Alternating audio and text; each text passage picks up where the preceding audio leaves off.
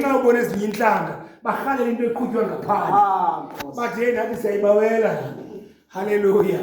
Yazi ke ngoku loo nto yabazisela ilishwa. Yabazisela ilishwa bazalwane. Yazisela ilishwa bangene ebuthinjweni. Kodwa ithi iBhayibhile yam baba bengene ebuthinjweni mntakanyilani yayingelalisho into yoba siqaqelane zihambelane kuba sonjeni uThixo wayeyazi wayefundisa into kuwe ekubonisa into yoba ilizwe limi kanjani.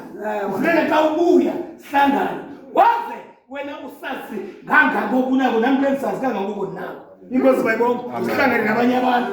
Inkosi yazaliseka iminyaka engama-70 emveni kwe-70 years akhulula amadoda. iBhayibhile yabithi uThixo wakhweleta uThixo. Mabonga igama lenkosi. Wathumela umphathi uKoreshi wakudala wathi makabheke kuDariyo. Haleluya. Ngonyaka ka-359 before Christ yakhulula iziyongo amadoda kodwa phakathi kokwenu. Funeka niyephi? Sinawumisa lenkosi. Amen. Sinawumisa lenkosi. So ke akho nto yenye zinkosi. Nikhululekile. Amen.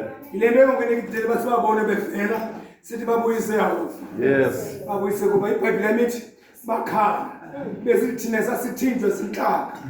Intshaba zevangeli sisibiza izango zengoma sibeke ezantsi belenjene eBhayibhile. Sathatha iwadi sethu siqhoma emingcunubeni kusithiwa ukuthi thina kusho kuthiwa sivulele ingoma kaYehova Thixo ingoma sesiyoni. Sakhala sathi thina sinakho uvuma ingoma kaYehova Thixo emhlabeni womhlaba. Khetha ukuthi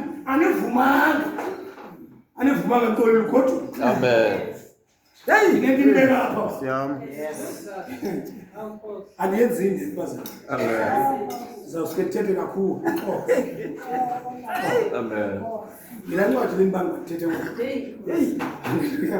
Ngila ncwadi. Amen. Adishumayeli ndiyande yabalisa nje ngoba lembanga nje. Futhi akuba utheni. Amen. Anivumanga uvuma ingoma kaYehova emhlabeni. Ngohlanga. Selithi nje kasaliseka iminyaka engama-80 nakhululeka. Haleluya. Haleluya. Funda ke tata masigqibezele.